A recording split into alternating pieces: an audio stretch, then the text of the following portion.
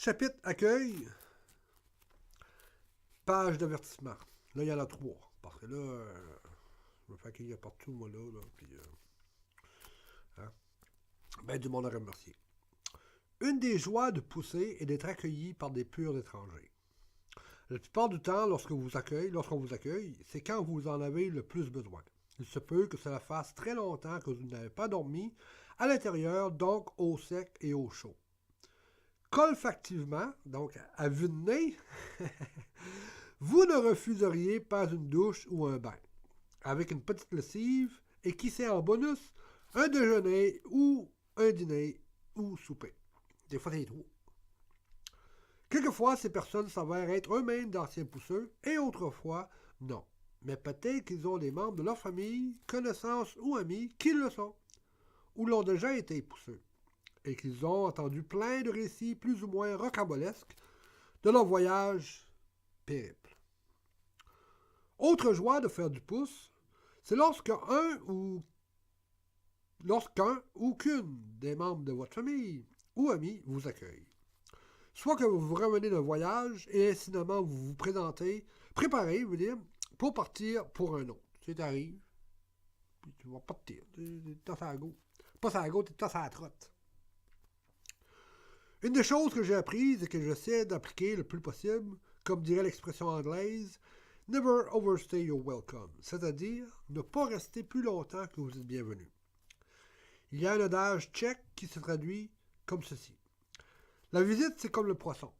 Après 3 jours, ça commence à puer. Vous avez une plus grande chance d'être accueilli avec joie de nouveau si vous n'éternisez pas à chaque visite. Tu sais, je t'ai dit 2 jours, reste 2 jours. Mais des fois, à cause de la température ou état de santé ou problème administratif, on reste un peu plus longtemps que prévu. À tous ceux et celles qui m'ont accueilli, que vous êtes mentionnés ou pas dans ce chapitre, je vous remercie du plus profond du cœur. Que Dieu vous bénisse tous. Durant l'été-automne de 1997, j'ai poussé une bonne partie de l'Europe pour 2 raisons principales.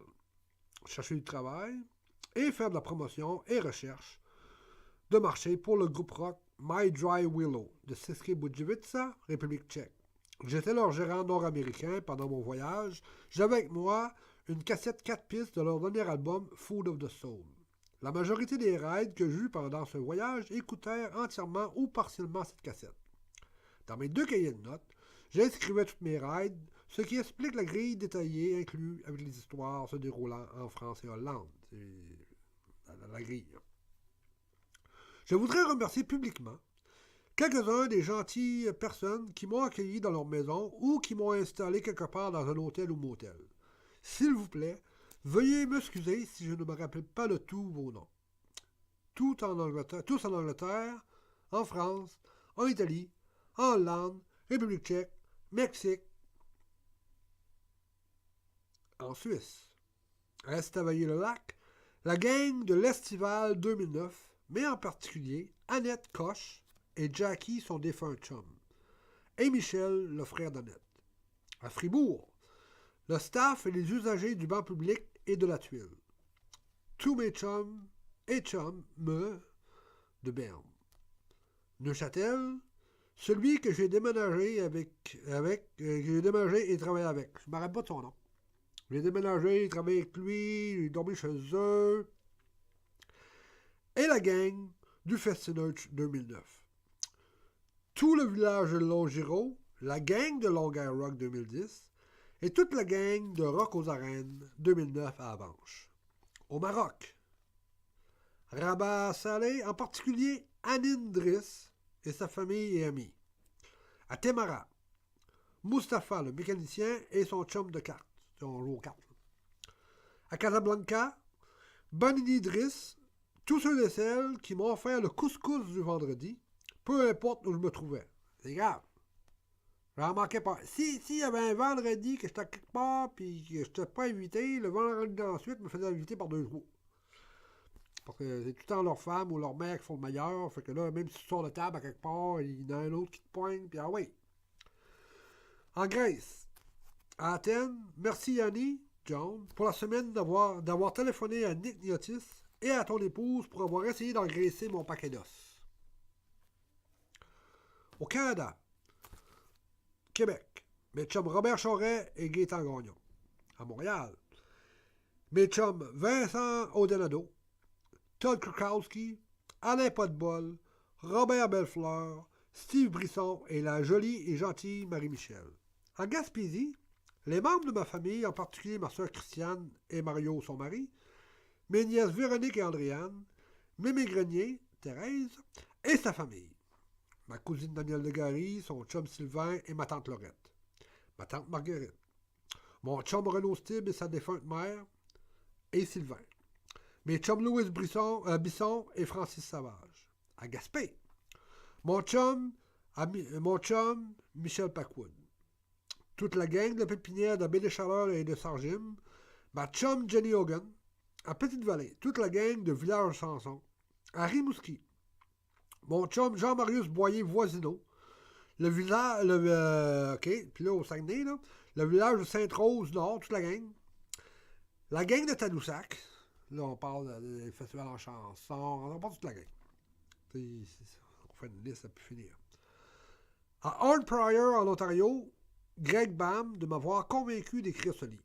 À Colombie-Britannique, dans l'Okanagan, Raymond Bonin, et en posthume, mon chum Justin Nadeau, Dominique Belrose et sa famille, Marc et Mireille à Lumbee, Naramata, la famille entière Van Weston, Vancouver, Jeff Mischuk, pour tout. En Saskatchewan, Saskatoon, mon chum Woody. Et en Alberta, à Calgary, la famille entière Pepper Krause Pepper, pour toujours prendre soin de moi et de faire sûr que je ne manque jamais de rien, de m'aider à garder un bon moral pendant mes passes difficiles. Mes pensées et mes prières sont toujours avec vous. Vous m'aidez à garder la foi en l'humanité. Que Dieu vous bénisse tous. Chapitre accueil ou 1997. Là, on prend une petite shot de tisane. Donc, on commence ça. France ou 1997. Si vous voulez bien m'excuser avant d'aller plus loin dans ce chapitre, puisqu'il est intitulé Accueil, je dois me faire le devoir de mentionner celle que m'avait faite Jousselme Guanayel. Référence numéro 6. La deuxième soirée du début de ce périple. La soirée d'avant, j'avais dormi sur le bord d'un champ de maïs, près de l'autoroute, et tout d'un coup, je dors à l'intérieur, je douche et je bouffe. On tirait. Après avoir dormi dans un champ à l'extérieur de Villeneuve-sur-Lot, Hervé Nouvelle, référence numéro 21, m'avait débarqué là, la soirée d'avant, vers les 20h, 23h30. Je me réveillais ce matin-là un peu découragé, ou plutôt déconcerté. Cela faisait plus de 3 jours que je sillonnais le sud de la France pour trouver du travail. J'en trouvais, mais je me frappais aussi toujours sur le même mur, c'est-à-dire pas de permis de travail, ben pas de travail. Pourtant, plusieurs de mes amis françaises, compagnons et compagnes de travail agricole au Canada, surtout pendant la récolte de cerises et de pommes, m'avaient affirmé que travailler pendant les temps des récoltes en France était très facile. Quelques-uns, un de mes amis, m'avaient même fourni des noms de régions avec le type de récolte qui s'y trouvait et quand y aller. On n'avait qu'à se pointer dans le bon temps, au bon endroit, et hop, on travaillait. Mais en 1997, 2 phénomènes différents survinrent. 1. Les récoltes étaient 1 mois à l'avance. Donc, quand je me pointais quelque part pour une certaine récolte, eh bien, j'étais 1 mois en retard. Moi, j'avais ma liste, moi, là, t'arrives là, c'est ça qui est là. T'arrives là, c'est là qui est là. Puis là, j'arrivais, puis t'as fini. 2. Et des lois plus restrictives pour le travail agricole furent introduites. Ceci dû à l'ouverture des frontières à l'intérieur de l'Union européenne, ce qui apportait un flux migratoire de quelques millions de travailleurs agricoles sillonnant l'Europe en entier, dont la France. Toutes les frontières étaient ouvertes, fait qu'il y a bien du monde qui cherchait l'ouvrage. J'ai pris quelques détails de ces nouvelles lois restrictives durant la matinée pendant que je marchais dans Villeneuve-sur-Lot. 2 mois avant chaque récolte, les fermiers devaient fournir à un certain département administratif une liste exhaustive de ses prochains employés avec nom, numéro de passeport et numéro de permis de travail. Pendant les 2 dernières journées dans la région de Veuré, Romans, Béziers, Toulouse, Montauban, Ville-de-Dieu du Temple, Castle-Sarin et Mozac, donc référence, on va dire le nom de la référence, là. Si vous regardez dans la grille de référence, ça va être référence numéro 13, 14, 15, 16, 17, 18, 19, 20. Je marchais, puis je fais du pouce, puis je marchais, je fais du pouce. À plusieurs reprises, j'attendis et j'ai aperçu de petits avions. Moi, je marche, puis les avions, j'ai aperçu des petits avions, genre Cessna, survolant les champs un peu partout en faisant des boucles. Je croyais qu'il y avait une école de pilotage dans la région, mais ce n'était pas la raison de ces acrobaties aériennes. Grâce aux nouvelles technologies informatiques présentes à bord de ces avions, il y avait un technicien informatique à bord qui prenait des photos par ordinateur des champs en préparation d'être ou étant récoltés. Et si sur la liste fournie par le fermier, il était censé y avoir 12 personnes présentes dans le champ, fermier compris, et qu'il y en avait 13 ou plus sur les photos, immédiatement, le technicien à bord de l'avion communiquait avec des équipes de contrôle au sol et le dit champ était pratiquement envahi par des fourgonnettes, motocyclettes et tout le tralala motorisé à la disposition des autorités et tout le monde passait au peigne fin. S'il y avait des travailleurs qui ne figuraient pas sur la liste, eh bien, problème administratif. Peut-être prison ou déportation pour ces travailleurs. Mais de très gros problèmes pour les fermiers propriétaires fautifs, alors de fortes amendes jusqu'à possibilité de prison ou de perte ou saisie de la ferme, celle-là souvent ancestrale. Tu sais, veut dire, ça fait 400 ans que la ferme est dans ta famille, puis tu n'en perdras pas à cause que tu as voulu donner un coup de main à un gars qui n'avait pas de papier, puis d'un coup, ben, tu l'as pogné, puis là, t'en perds. Tu sais, veut dire... Alors, que dois-je faire? Me remémorant le conseil que m'avait donné Frank Weber, référence numéro 13, et pourvu de ses contacts, j'ai décidé de me rendre à Passavant-sur-Léon et d'aller parler à son pote François David au château du Passavant. Il m'avait dit que eux, étant loin des artères principales, que peut-être qu'il n'y aurait pas encore de contrôle fait là, cette année. Donc me voilà en route pour Passavant-sur-Léon, mais en premier trouver de l'argent, car chercher du travail sur le pouce, et à la marche, ça creuse l'appétit, et pour manger, des fois, ça prend de l'argent. J'ai réussi à vendre ma caméra Avantix chez un marchand de caméras usagées pour 100 francs. Pas des francs français, des francs français. Puis dans ce temps-là, c'est à peu près 3 piastres. C'est 3 francs et demi la pièce. Fait que 100 francs, ça faisait à peu près 30 piastres, quelque chose comme ça. J'ai mangé sandwich et pris bon petit café à une station d'essence.